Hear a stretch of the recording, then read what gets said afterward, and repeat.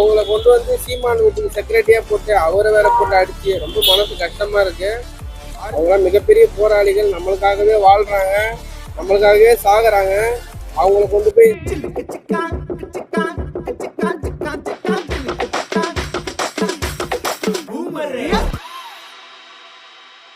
தோட்டத்தை வச்சு விமர்சனம் பண்ணாரு. அவர் இறந்த அப்புறம் இவர் மாரி ஒரு தலைவர் யாருமே கிடையாது அப்படி பாத்தீங்கன்னாக்கா புகழ்ந்து பேசினாரு.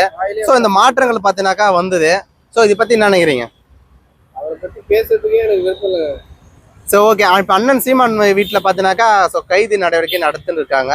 ஒரு மிலிட்டரி மேன் பாத்தீங்கன்னா உள்ள பூந்து அவங்கள அடிச்சு பாத்தீங்கன்னா இட்லு போயிருக்கு பத்தி தகவல் வந்திருக்கு. இதை பத்தி உங்க கருத்து என்ன? ரொம்ப கஷ்டமா இருக்கு. மிலிட்டரி மேனுங்கெல்லாம் நாங்க வந்து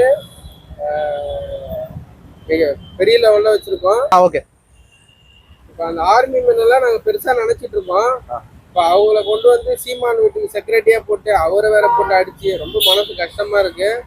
ஆர்மி மேனை நாங்கள் வந்து மிகப்பெரிய ஒரு அவங்க மேலே ஒரு மரியாதை இருக்கு. இப்போ அமரன் படம்லாம் வந்து அதுக்கு முன்னாடியே முகுந்து வரதராஜன் சார் இருக்காரு. அவங்களெல்லாம் நாங்கள் இன்னையும் நாங்கள் அந்த 14 பிப்ரவரி 14 வரும்போதெல்லாம் எங்களுக்கு மனசே உலுக்கிடும். அவங்களாம் மிகப்பெரிய போராளிகள், நம்மளுக்காகவே வாழ்றாங்க, நம்மளுக்காகவே சாகுறாங்க. அவங்கள கொண்டு போய் இந்த மாதிரி மனுஷங்க வீட்டிலலாம் வச்சு இந்த மாதிரி அசிங்கப்படுத்துறீங்க. இந்த ஆர்மி மேனை யாருமே இனிமேல் வந்து செக்ரட்டரியா வேலை பார்க்காதீங்க.